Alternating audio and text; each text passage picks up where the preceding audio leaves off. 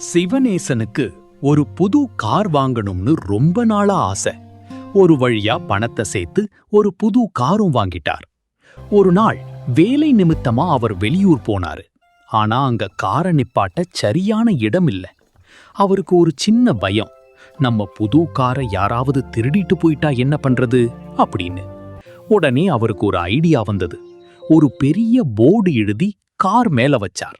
அதுல, இந்த காரை திருட நினைக்காதீங்க, இதுல இன்ஜின் இல்லை அப்படின்னு எழுதி வச்சார். அப்பாடா, இனிமே யாரும் கார் பக்கம் வரமாட்டாங்கன்னு நிம்மதியா தூங்க போனார். அடுத்த நாள் காலையில வந்து பார்த்தா கார் அங்கேயே தான் இருந்தது.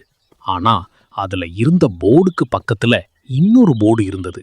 அதுல, பரவாயில்ல, நாங்க இதுல 4 டயரையும் கழட்டிட்டோம், இப்ப இதுல டயரும் இல்லை என்று.